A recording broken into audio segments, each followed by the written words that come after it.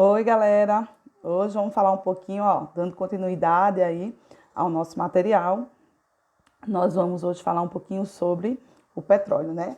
Vamos entender a sua origem, o fracionamento do petróleo. Vocês vão observar aí, a gente vai estudar um pouquinho essa torre de fracionamento e vamos falar também sobre a alquitanagem, né, e o craqueamento do petróleo, tá bom? Então essa vai ser a nossa temática trabalhada no nosso dia de hoje.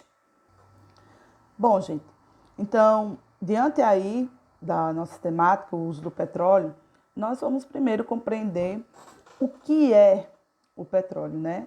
Que é esse óleo, esse combustível fóssil, que corresponde a uma substância oleosa com densidade, certo? Extremamente inferior, né, à da água, a densidade desse composto.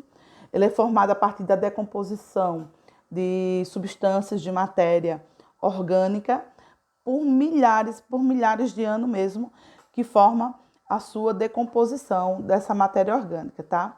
E dentro disso encontra-se a decomposição.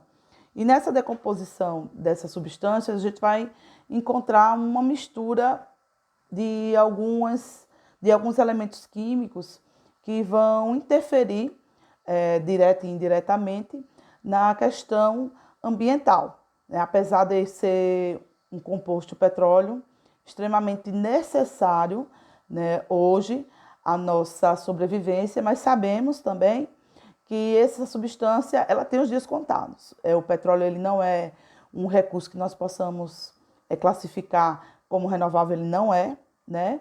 Ele é finito, ou seja, ele pode sim acabar, né? Mas antes dele acabar, ele pode trazer alguns danos para o nosso planeta, certo? De acordo com a composição que nós vamos verificar existente na sua matéria orgânica. Para vocês terem ideia, a composição básica desse elemento diz o seguinte, que 80%, né, do petróleo ele é feito, 82% mais ou menos é a média que eles falam, 82% é a média existente de átomos de carbono, 12% de átomos de hidrogênio, 4% vai ser a média do átomo de nitrogênio. O átomo de oxigênio, né, apenas 1%. Por isso que ele é classificado como um dos hidrocarbonetos mais importantes, né, que nós podemos estudar. Existem sais presentes? Existe, por isso que existe uma classificação do petróleo. Mas os sais presentes são cerca de 0,5%. E também existe um percentual de 0,1% de metais existente na composição desse ouro negro, né?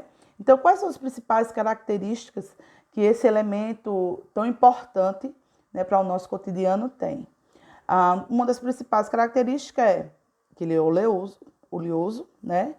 É muito inflamável, né? É menos denso que a água, cheiro bem característico, né? E a coloração dele, né? A cor dele é variável, tá? Então, quando a gente fala aí na prospecção do petróleo, existe uma gama de um estudo bastante histórico, né, que acredito que vocês já viram, vão fazer algumas revisões agora, e que ele ficou muito difundido e foi bem incentivado aqui no nosso país na questão da era de Vargas, né? Os maiores países produtores em relação ao petróleo, deixa eu ampliar aqui um pouquinho para vocês, né? A gente já, quando fala em petróleo, a gente já pensa nos sheiks árabes, né? Na verdade, né, a Arábia Saudita é um dos maiores produtores, né, de petróleo. Na verdade, eles são os que extraem, né, o petróleo. Eles não produzem, eles extraem o petróleo. Então, lá é um território extremamente rico em petróleo. Em segundo vem a Rússia, Estados Unidos, né? E nós, os brasileiros, nos encontramos em 12º lugar, deixando um foco, né, bem legal aqui para a região Nordeste. Alagoas existe, mas quem se destaca mesmo é a questão de Sergipe. Eu não sei se vocês já tiveram o prazer de conhecer ali a orla, né, de Aracaju. Lá a gente consegue ver algumas plataformas, né? É um ponto de economia bem distinto, bem classificado lá naquela região. Então, em geral, um poço é perfurado, né, verticalmente pelo método rotativo, né? Ou seja, pelas colunas. E aí, ele vai o quê? Ele vai encontrar o petróleo. Algumas pessoas dizem, professora, se eu tiver petróleo no meu quintal, não é seu. Né? Tudo que está no nosso solo, abaixo do nosso solo, ele pertence à nação. Então, nem pensem, né, nessa questão de estarem ricos porque tem petróleo no seu quintal, porque não vai ficar rico, tá certo? Ela na verdade, pertence à nação.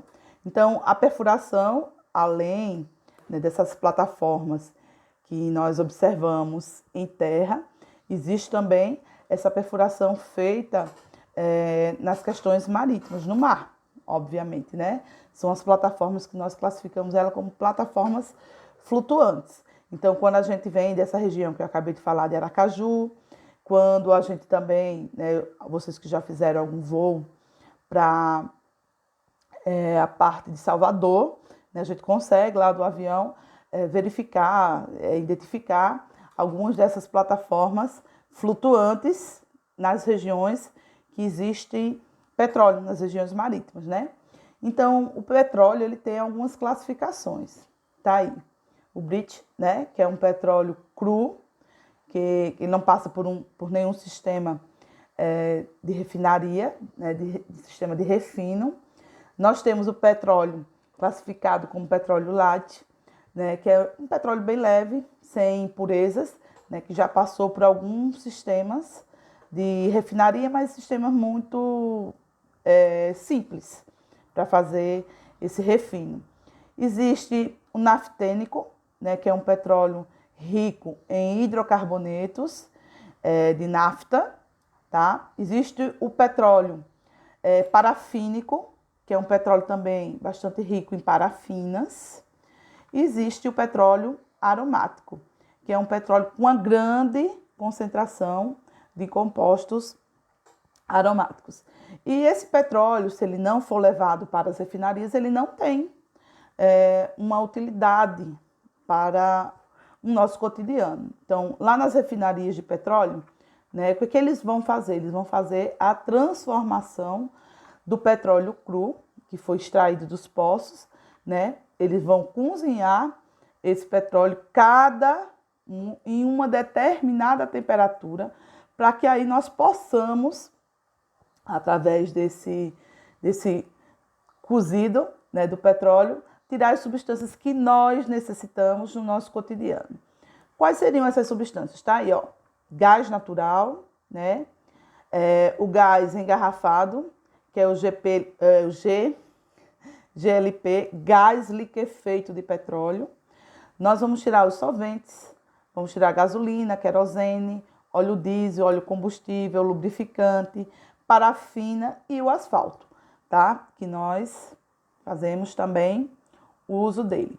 Então, nos derivados, como vocês estão vendo, ó, o gás liquefeito de petróleo é feito de propano e butano. Por isso que existe aquela marca, né? Butano, porque ele vai possuir o quê? De 3 a 4 carbonos, né? É o composto mais, vamos dizer, de menor cadeia carbônica que é retirado, tá certo? Nós vamos ter aí a gasolina, vamos ter o querosene, que também são seus derivados. Nós temos a parafina que é usada na vela, na prancha, né, de surf, o óleo diesel, e aí, como vocês estão vendo. E através de que a gente retira esse petróleo? Essas substâncias, cada uma diferente, tá? Aqui, ó, por esse esquema. Para vocês verificarem, né, o petróleo chega aí nesses reservatórios e ele passa por um forno, né, o petróleo bruto chega aí, ele vai para um forno, onde ele é aquecido. Conforme ele é aquecido a altas temperaturas, ele vai tirar os compostos mais densos, ou seja, os mais pesados, né, que ficam nessa parte inferior, como vocês estão vendo aí no desenho, ó. Nós vamos tirar o asfalto, óleo lubrificante, né, em temperaturas a cerca de 500 graus Celsius. Quando a gente chega numa média de 300 graus Celsius, a gente vai tirar o quê? Os combustíveis industriais, vamos tirar a gasolina, o óleo diesel, né, o querosene, que nós utilizamos no cotidiano também.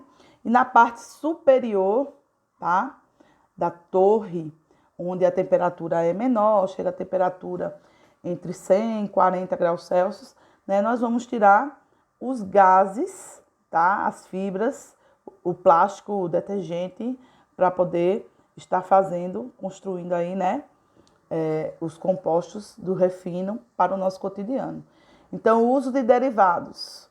Então, a gente usa os polímeros plásticos, o PET, PVC e etc. Também todos, né, são retirados. Por isso que eu costumo dizer que nós comemos petróleo, que nós vestimos petróleo. Oxi, comemos como? Na goma de mascar, na jujuba, nos emulsificantes dos sorvetes, o emulsificante do pão francês, né? Por que vestimos? Porque aquela roupa feita de tactel, ela é também um derivado do petróleo. Então, se a gente for analisar, ele está extremamente muito inserido, né, no nosso cotidiano. Então, a autossuficiência do Brasil. A gente vê aí alguns escândalos, né, dentro da Petrobras, mas é ele que impulsiona muito a economia, né? Então, a gente já consegue fazer um refino, né, do nosso próprio petróleo. Mas o engraçado por exemplo, a Venezuela, o Paraguai, eles compram o refino, compram a nossa gasolina, né, já refinada, extraída o próprio petróleo aqui do nosso país, mas nós pagamos mais caro, nós exportamos, tá? Então, para esses países que recebem a nossa gasolina já pronta, lá eles compram num preço bem acessível, enquanto que a gente, no qual nós somos os produtores, a nossa gasolina ela sai bem cara, né? Vai lá entender os impostos aqui, tá? Então, a gente também vai encontrar no batom, nos painéis solares, né? No poliéster, no chiclete, como eu já havia dito a vocês, né? E também nós vamos verificar aí no giz cera, que as crianças utilizam, né? Na aspirina e na meia calça. Ou seja, nós utilizamos de uma forma que nós não temos basicamente a dimensão do quão importante, né, esse composto, esse óleo negro, né, ele tem para o nosso cotidiano, para o nosso dia a dia aqui, né? Existe aqui algumas questões do pré-sal na nossa região, que é onde nós encontramos também um vasto reservatório de petróleo, e isso nos coloca em uma posição muito favorável, né, na extração e também na questão da transformação desse composto, tão importante para o nosso. Gente, eu já ia esquecendo de falar para vocês sobre a alquitanagem, tá certo? O que vem a ser a alquitanagem? São cadeias longas, né, de carbono, que são retiradas do petróleo.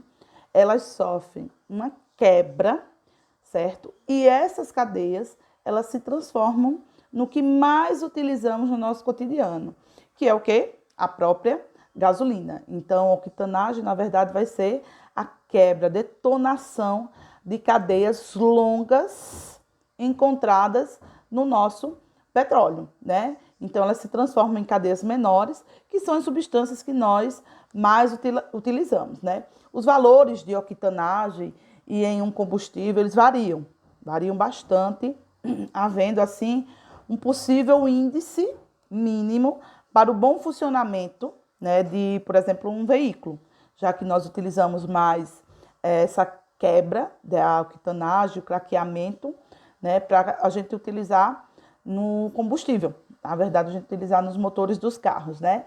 Então, esse índice da octanagem, né, ela vai indicar, né, o percentual, que a gente costuma falar assim, quando a gente fala, por exemplo, gasolina batizada, algumas pessoas acham que ela é batizada porque ela possui água. Impossível. até porque, como é um óleo, água e óleo eles não se misturam, tá? Mas quando a gente fala na octanagem, é uma substância que ela é mais pura, né? Ela é mais concentrada. Então, existe uma gasolina Podium, por exemplo, para vocês terem ideia, que ela tem 95% de octanagem. Mas a gasolina que nós utilizamos aqui na nossa região, a gasolina comum e a gasolina aditiva, ela tem 87% é o seu grau, tá, de octanagem. Então, lembrando que o craqueamento, na verdade, ele vai ser o quê? A quebra das cadeias longas, tá ok?